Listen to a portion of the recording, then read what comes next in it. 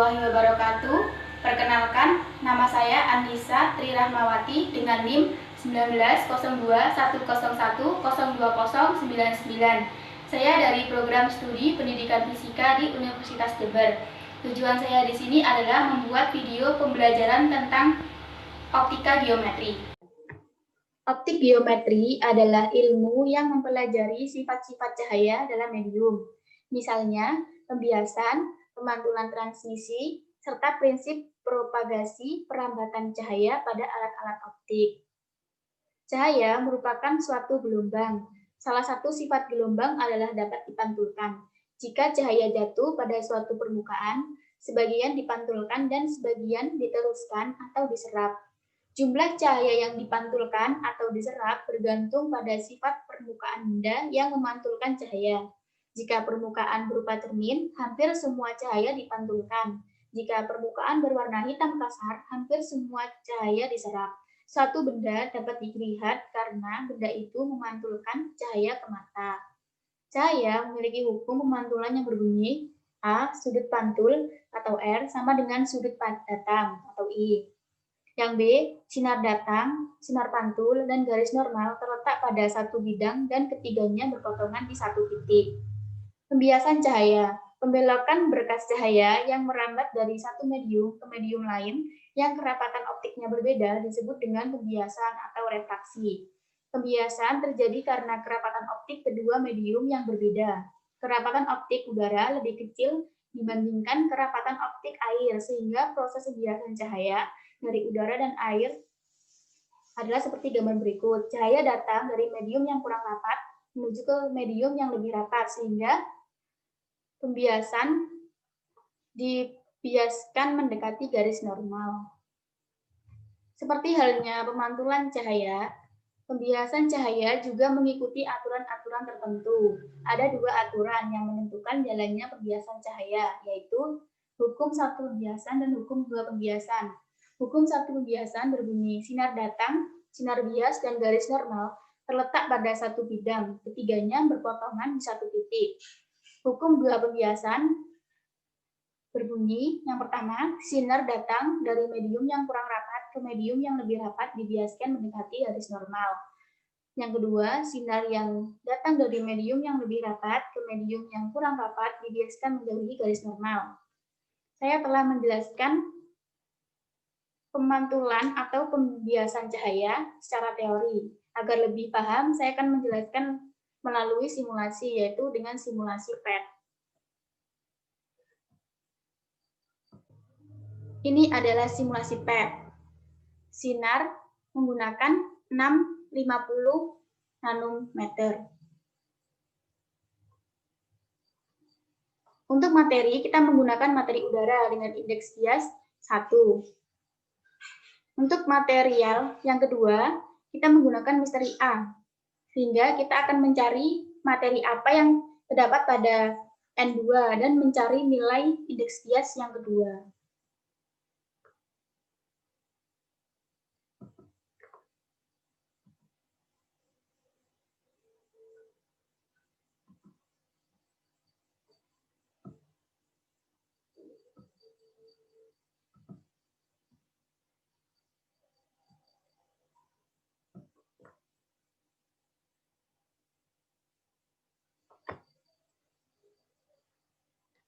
Kita menggunakan variabel bebas atau θ1 sebesar 30 derajat, 45 derajat, dan 60 derajat.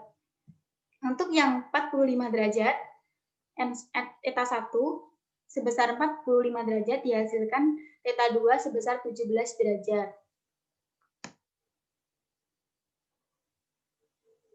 Untuk θ1 sebesar 30 derajat, dihasilkan θ2 sebesar 11,9 derajat.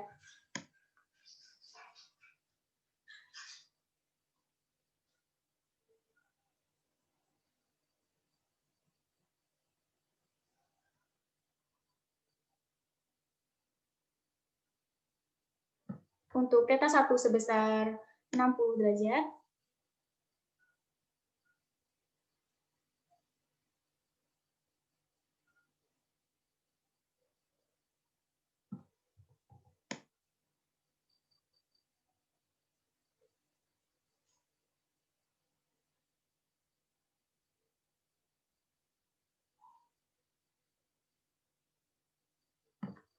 untuk θ 1 sebesar 60 derajat dihasilkan θ 2 sebesar 21 derajat. Selanjutnya kita akan mencari N2 atau indeks bias yang kedua dengan menggunakan rumus N1 kali sin θ 1 sama dengan N2 kali sin θ 2. Adalah data yang dihasilkan dari simulasi yang dilakukan. Untuk mencari N2, kita menggunakan rumus N1 kali sin θ 1 sama dengan N2 kali sin θ 2. Untuk θ 1 sebesar 30 derajat dan θ 2 sebesar 11,9 derajat, dihasilkan N1 menggunakan 1 karena indeks biasnya yang pertama adalah udara. Sin θ 1-nya 30 derajat. N2 sin θ 2-nya 11,9. Sin 30 adalah 0,5 sama dengan N2 kali 11,9 adalah 0,206. N2 sama dengan 0,5 dibagi 0,206. Hasil dari pembagian tersebut adalah 2,43.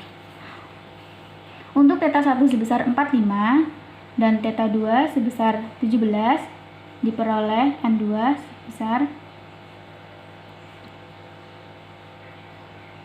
N1-nya 1 dikali sin θ 1-nya 45 derajat sama dengan N2 dikali sin θ 2 menggunakan 17 derajat.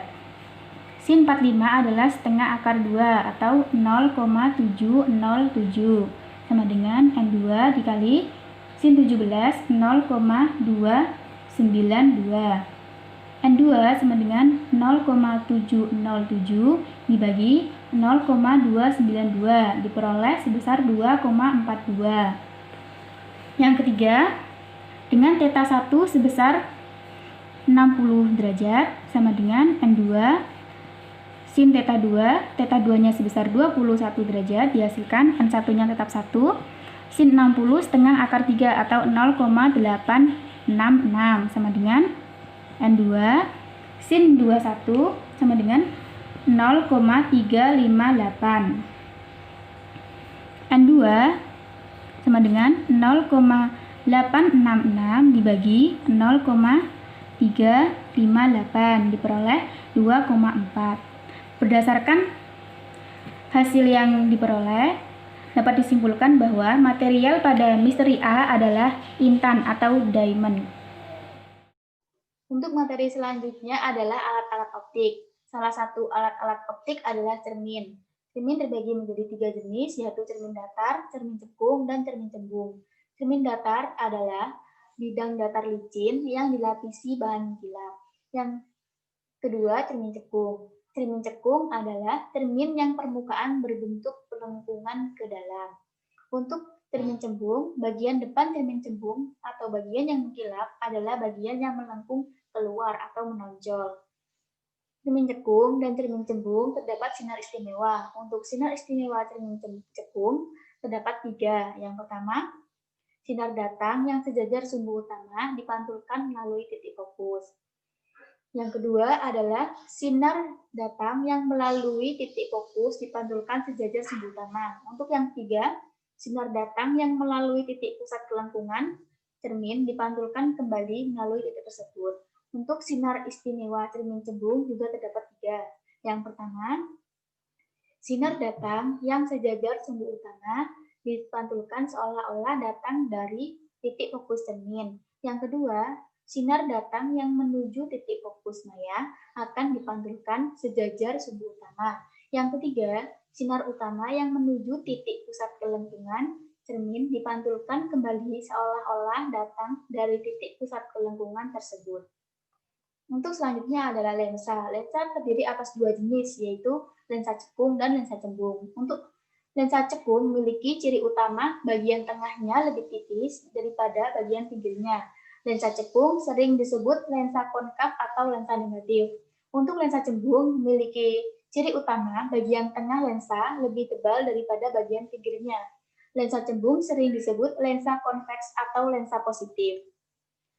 Lensa cekung dan lensa cembung memiliki beberapa jenis. Untuk jenis-jenis lensa cekung terdapat 3. Yang pertama, lensa bikonkav, yaitu lensa yang memiliki dua permukaan cekung. Yang kedua, lensa plane concave, yaitu lensa yang memiliki satu permukaan cekung dan satu permukaan datar. Yang tiga, lensa concave convex, yaitu lensa yang satu permukaan cembung dan satu permukaan cekung. Untuk jenis-jenis lensa cembung juga terdapat tiga.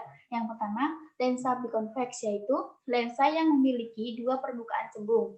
Yang kedua adalah lensa plane convex, yaitu lensa yang memiliki satu permukaan cembung dan satu permukaan datar. Yang ketiga adalah lensa convex-concave, yaitu lensa yang memiliki satu permukaan cembung dan satu permukaan cekung.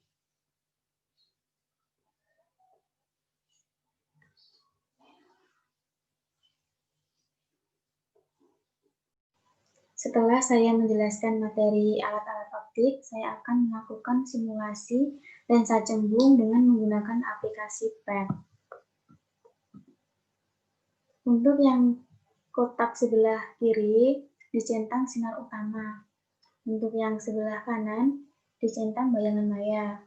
Untuk objek kita menggunakan objek tanda panah berwarna kuning.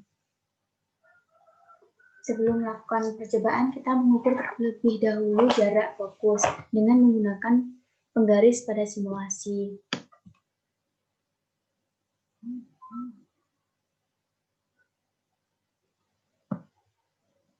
Panjang dari jarak titik fokus adalah 80 cm. Setelah itu kita mengukur tinggi tanda panah berwarna kuning ini. Karena tidak bisa menggunakan penggaris simulasi, kita menggunakan penggaris yang asli. Penggaris yang asli 1 cm disimulasi menjadi 20 cm. Setelah saya hitung, ini tinggi tanda panah berwarna kuning sebesar 2 cm pada penggaris asli, sehingga jika disimulasikan menjadi 40 cm. Di percobaan ini kita menggunakan posisi objek di luar 2F, pada 2F, di antara 2F dan F, pada titik F, dan di antara F dan lensa. Pertama kita menggunakan di luar titik F. Di luar titik F kita menggunakan jarak benda sebesar 200 cm.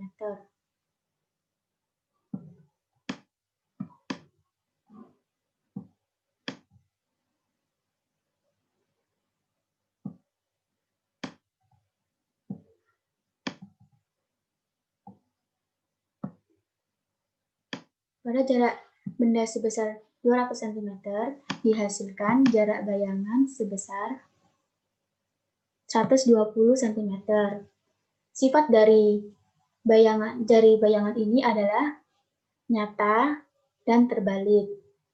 Yang kedua adalah kita menggunakan posisi objek di antara 2F dan F dengan jarak bayangan sepanjang 100 cm.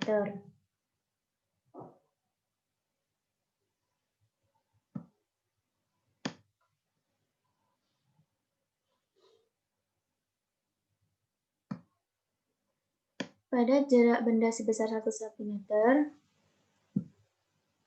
dihasilkan jarak bayangan sebesar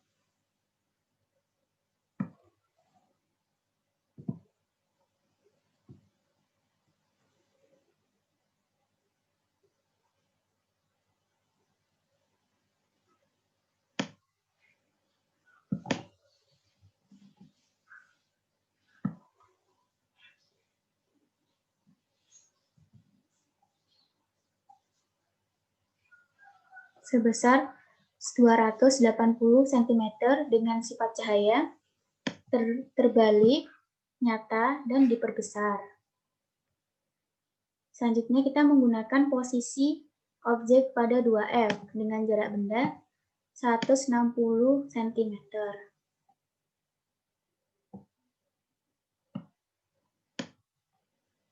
Untuk jarak benda sebesar 160 cm, dihasilkan jarak bayangan sebesar 142 cm dengan sifat bayangan nyata dan terbalik. Selanjutnya adalah pada titik F.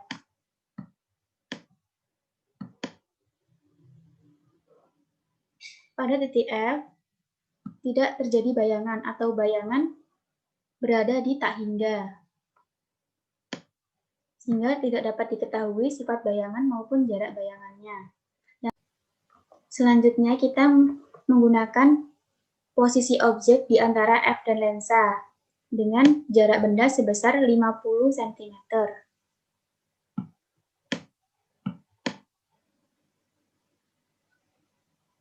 Pada jarak benda sebesar 50 cm, dihasilkan jarak bayangan sebesar 160 cm dengan sifat bayangan tegak, maya, dan diperbesar. Dari materi yang saya jelaskan, jika ada salah mohon maaf dan semoga materi yang saya jelaskan bermanfaat. Terima kasih. Wassalamualaikum warahmatullahi wabarakatuh.